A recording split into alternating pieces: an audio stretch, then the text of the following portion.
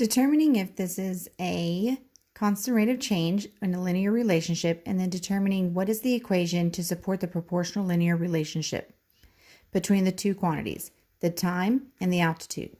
Now, there's a key word in the title that actually tells us that this is going to be a negative value.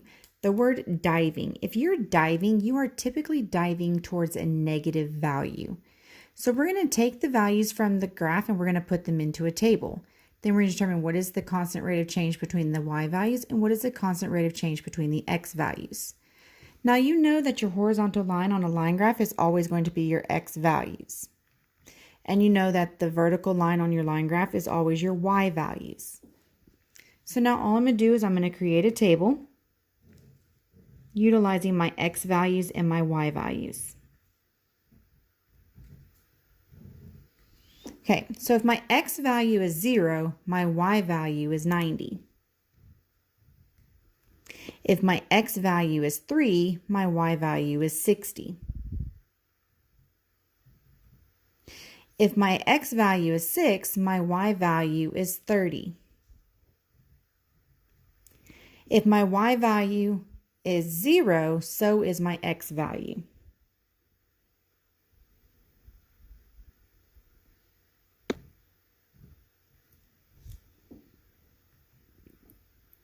Okay, so now we're going to determine what is the change in y, what is the change in x.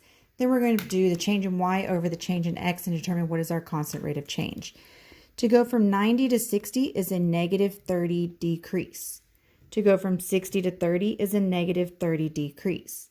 To go from 30 to 0 is a negative 30 decrease.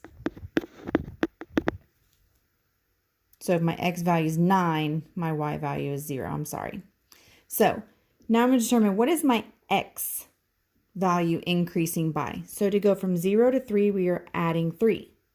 To go from 3 to 6, we are adding 3. To go from 6 to 9, we are adding 3. So this is a linear relationship because the y change is negative 30 and the x change is positive 3 each and every time that we go through the table and the graph. So we're going to determine what is the constant rate of change. So I'm going to do the change in y over the change in x. So negative 30 over 3. Negative 30 divided by 3 is negative 10. What this means is that it is negative 10 times the x value is going to give you your y value once you do something else to it. Okay, so I'm going to plug in this one right here. So I'm going to plug in the 0.